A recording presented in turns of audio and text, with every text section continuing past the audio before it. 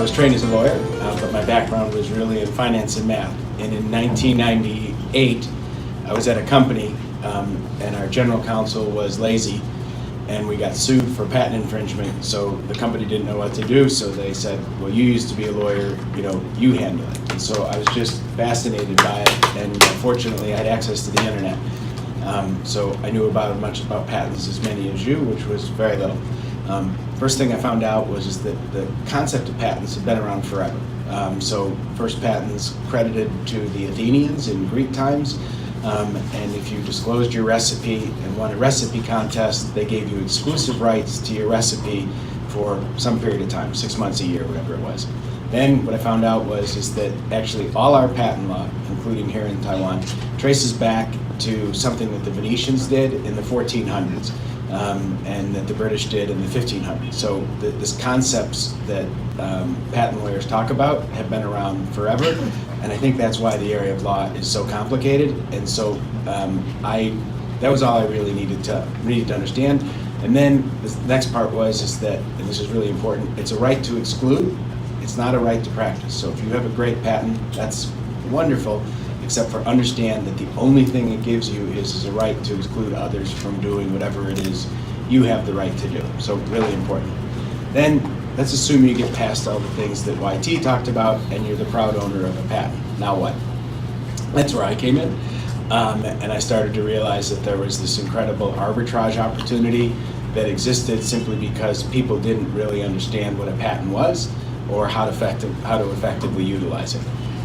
So if I'm an inventor, and let's put aside for a minute that I'm a prestigious university, I'm an inventor and I have a patent, the first thing you want to do is actually read it.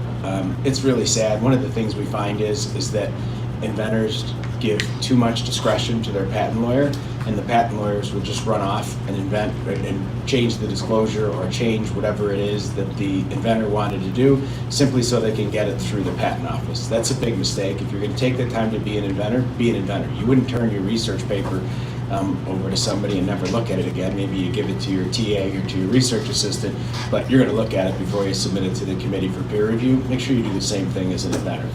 So then you say, okay, I've got a patent. Does anybody infringe it? That's the only way you can make money if somebody infringes. So they don't infringe your concept, they infringe your patent. Okay, so that's a really important point to keep straight, is that the concept that you invented is wonderful, but if the words in your patent don't cover that concept, then nobody owes you any money. So you fast forward and you say, great, I've got something that somebody infringes, what do I do? And you go to talk to them, and the first thing they tell you is, well, I don't do that. And you're like, well, but I think you do. You have white papers out there that say that this is what you're doing. That's just marketing. Don't believe that that's what we do. And so their goal is to pay you nothing. Understand that. So then you take a step back and you're like, all right, am I going to make the additional investment to actually now try to enforce this? Well, there's actually only one way to enforce it, and it's an incredibly inefficient way. As a matter of fact, if all of us got together and sat down in a room for a couple months, I'm pretty confident we could not come up with a more inefficient way to enforce them, and that's the court system. And it's a difficult decision, and it's a huge investment. You want to do your best to try to convince people through information that they are in fact infringing your patent, but if you're asking for any meaningful amount of money, chances are you're going to have to go to the court to get it.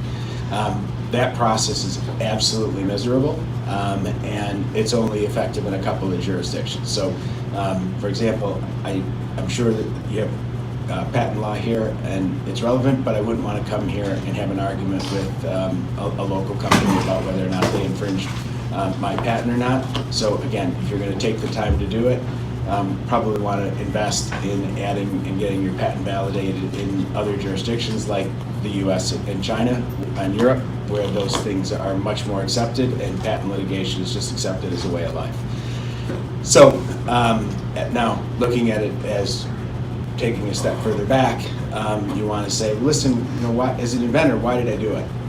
And so I've dealt with many university professors and many universities in dealing with their patent portfolio.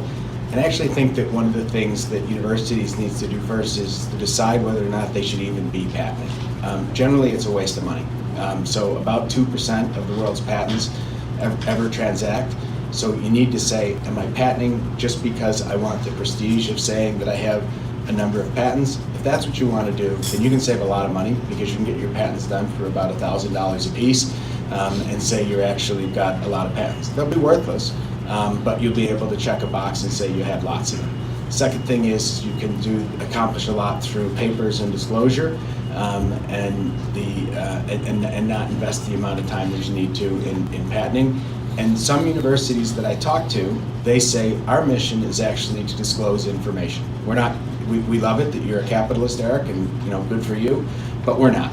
Our goal is just to disclose information. And what I say to them is, I said, that's fine. I said, but there's much more ways to disclose that learning and that information other than through the patent system. Why would you incur that expense and inefficiency to disclose that knowledge when you could simply publish a paper and accomplish the same thing? Well, let's just say that they say, well, listen, you know what, our professors do want to make money, and many systems in the U.S.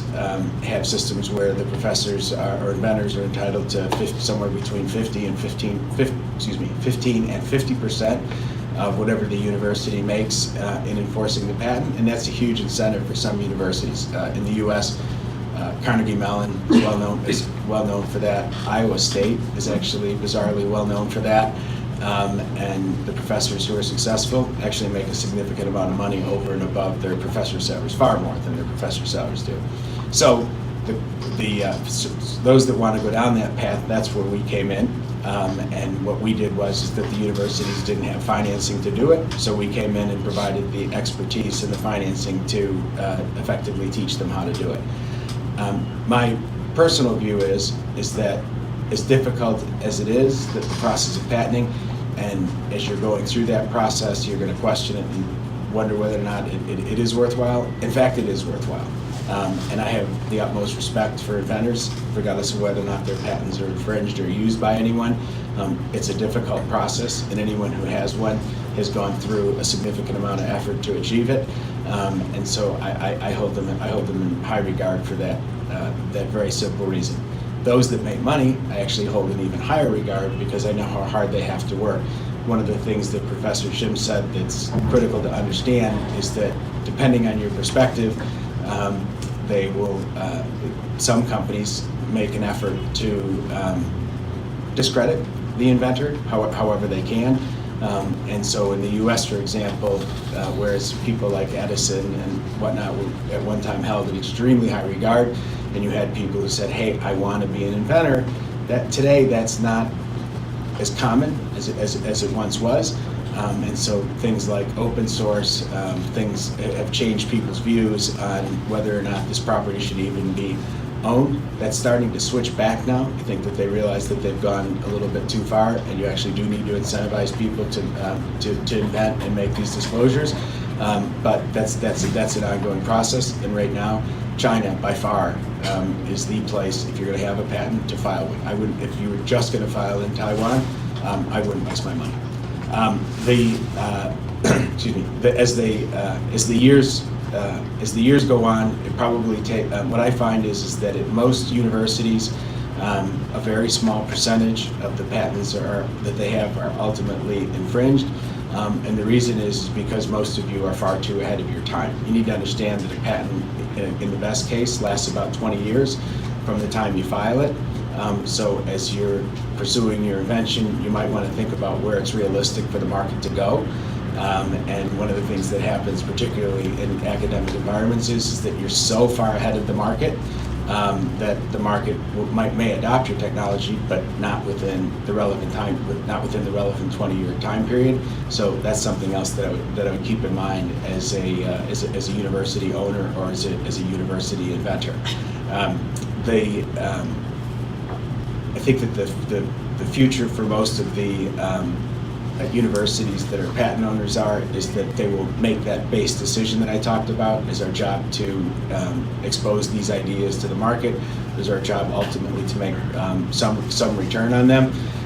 And I can see great arguments for going down either path. It's just that if you're going to go down the we don't need to make money path, then what you might want to do is think about a cheaper and better way to make those disclosures. And I just read about a company that's doing that on the blockchain yesterday.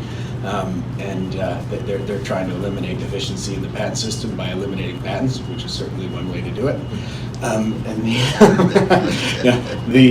So we have those opportunities. But the other thing is that assume that you have a patent and you're curious as to whether or not it's infringed, or anybody's using it. Understand that in today's market, that service is free. So you should be able to get that, is to have somebody assess what it is you have without a significant additional investment. There is a market that you can go to where you can pay a small fortune for that service, but generally I don't think you need it. And you're far better off talking to one of the groups that provide that service for you for free, so you can actually do an honest assessment. So as a university owner or as a professor owner, what I would do is that I would have that, if you have the patent or you have the application, I would spend the time to figure out whether or not anybody's using it, and then you can make a judgment as to whether or not you want to make the additional investment as to how to enforce it, whether or not you want to finance it yourself or have some third party finance it. But it's powerful information to have, and it's useful information to have. So bottom line is that I think that I think it is a great use of time. I think it's a good use of resources. But if you're going to spend the time, money, and resources to do it, you should have a plan before you start. Thank you. I'm pretty good, and Eric is excellent at finding patterns which will bring you money. But what it means is that a pattern was issued and now somebody is infringing. It means that pattern was filed 5 or 10 years ago. After 10 years, it's easy for us to pinpoint which pattern makes money. But when you come to me, I was working in the TRO at SNU. SNU receives about $500 to $600 million annually for R&D, for the best university in Korea. And I was acting there as the chief of the TRO. But you come to me with great invention, and each and every one of you says, Long-Tack, it's a great invention. In 5 years, you are going to make $2 billion. And I'm trying to judge it, but you are the expert. I don't know exactly what your invention is. Then how do I select which one's good or which one's bad? That's impossible. So what should I do? I just stack them up. And if I don't find this application, you will add it. Okay, I should find it. So in the end, I end up filing all the invention disclosures. And the university doesn't have any money, so we have to pay about $1,500 to file one patent application. In the US, at least $10,000-15,000, right? So we are paying 1/10 of the money. And how much money we want to make? Same, $1 billion, right? You spend less money, but you want same money, so it doesn't work out. So I approached the Korean government, but it failed. But maybe the clever Taiwanese people can do it. So I proposed, when the professors conceive inventions, the university will own it, same. But when the professors want it, the university should give you the right to commercialize it. Then you will go up, you will find the private funding companies, or you will pay more money to the best patent attorneys.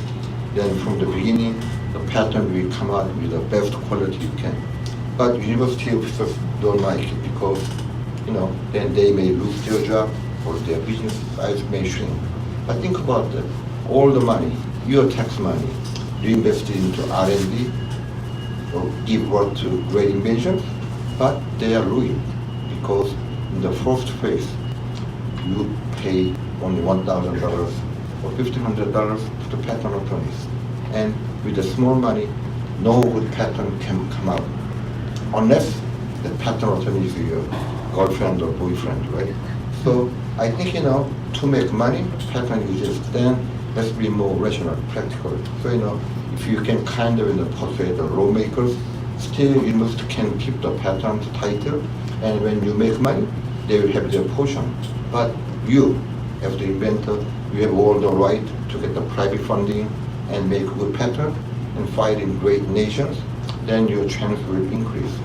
But I think, the current system, the university office taking care of all the inventions cannot work. I was, doing it there, and when I tried to do a little better, every morning I ended up reading 250 emails, which I cannot do. So, by giving the incentive back to the inventors, I think, maybe in Taiwan, the commercialization success probability may increase. Thank you. Thank you.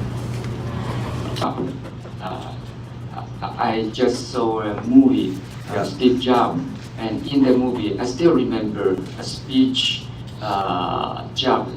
Steve said that a musician plays an instrument quite good. If you play an musical instrument very well, you are a musician. But if you are going to play an orchestra, then you should be conductor. I would say that Professor Sim and Professor Spangenberg are not just musicians or inventors for the musical instrument. You are conductors for Thank you very much. orchestra and the whole market. We insist, we argue. Thank you. Okay, thank you for your insightful speeches. And we now open the floor for our colleagues and students for your questions. Please grab this great opportunity to make some comment or to raise your question for those two distinguished professors. As far as I know, Mr. Spangenberg also teach as a guest professor in Nanjing University of Science and Technology, right? Nanjing理工, yes. Right? Okay. So they both are academic professors and also, as you know, conductors in the market. Yeah, please. So don't be afraid or don't be shy about asking money. We all live to make some money, right? So. Yeah, I would say that if you are going to raise your question outside this university, you may have to pay quite a lot of money for just asking the question. So please save your money and grab this opportunity, please. You are talking these topics in school pharmacy, and everybody in this room are thinking, develop or invent a new drug. So right now, very few companies will technology transfer your patent only. Usually, after we conduct our inventor become a phase 2, even phase 2B clinical trial. After that, the pharmaceutical company may interest to have this technology transfer. So in this room, I'm thinking, because I had many years this kind of work, I'm thinking what kind of comment you have, especially apply your theory, your beautiful background. I totally agree with you what you just said. But can you go further, one step further to discuss for pharmaceutical new drugs or new medical devices after we get patent, and what can we do and move further, and how can we increase the possibility let the pharmaceutical company or medical device company to buy our technology, that kind of stuff. For business questions. So I invest in a number of medical device companies, and about 3 years ago, I became wildly offended by something that pharmaceutical companies do. So there's this in the patent world, the deal is that you disclose and you get 20 years of exclusivity. What pharmaceutical companies do is that they disclose, they get 20 years of exclusivity, and then what they'll say, well, I'm going to change the formulation by adding something that I view as insignificant. And they say, well, we're part of the unpredictable arts, right? So we're unlike the electronic arts, which are predictable, just so you know they're not.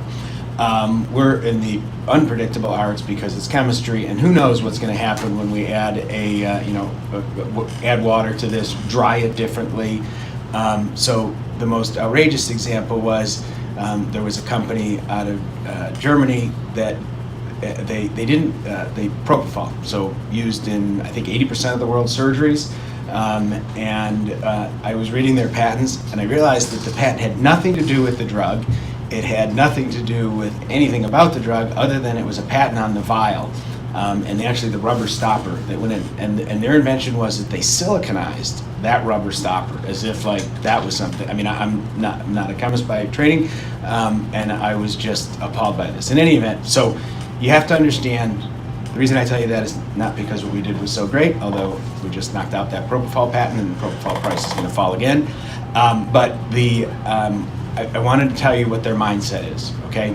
So in the pharmaceutical space, the pharmaceutical companies' mindset is that they take so much risk in development, at least in their mind, that they can't afford to pick up your risk as well. And oh, by the way, you represent nothing but risk to them, okay? So understand how they see you. You come up with a new cure for whatever the indication is, your drug cures toenail fungus, whatever it is, that's a threat. It's not promising to them. It's a threat. They've already got that market. That's already allocated off to whoever it is that produces Jublia or whatever the drug is.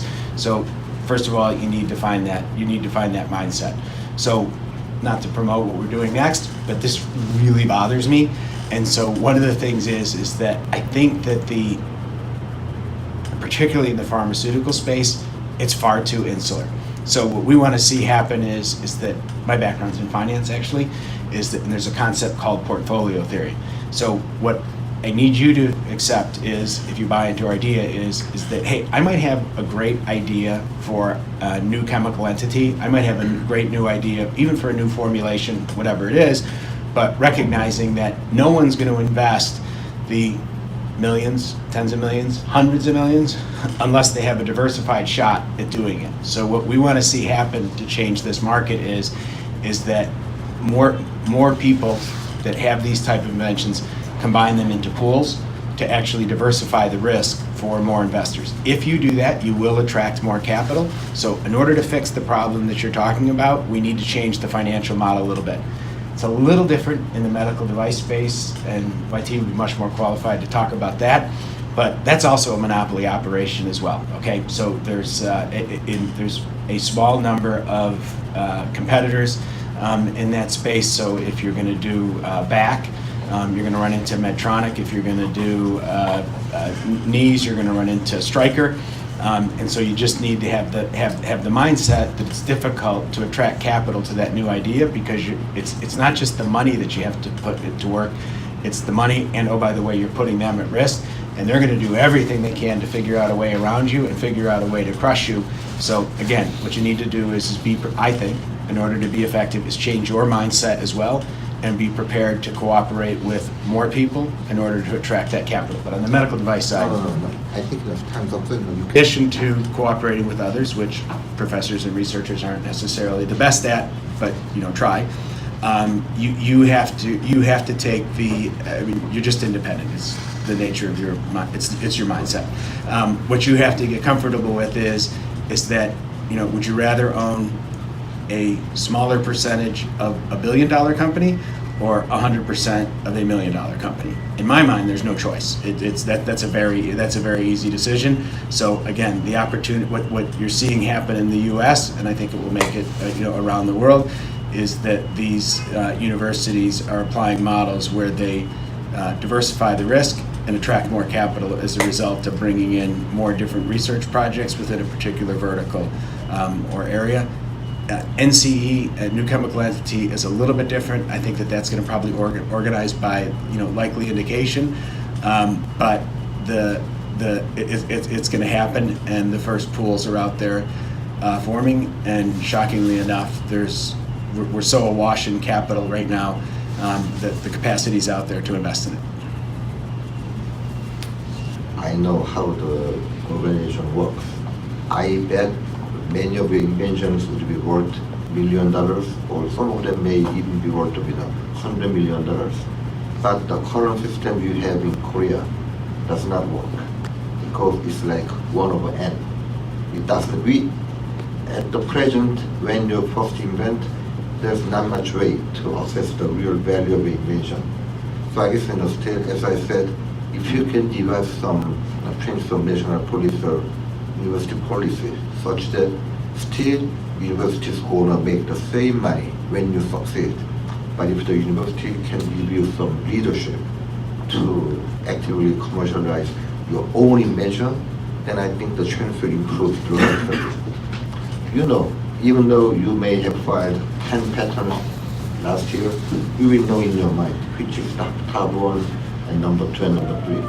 But when they allow you to do your own business, then you may not file the number 7, 8, 9, 10 patents. Instead, you can focus on the top 4 patents, right? So I think, by giving you, incentives to be active, then I think the chance will improve. And in this case, you are asking the officer in the room to call Eric, but he will not call you.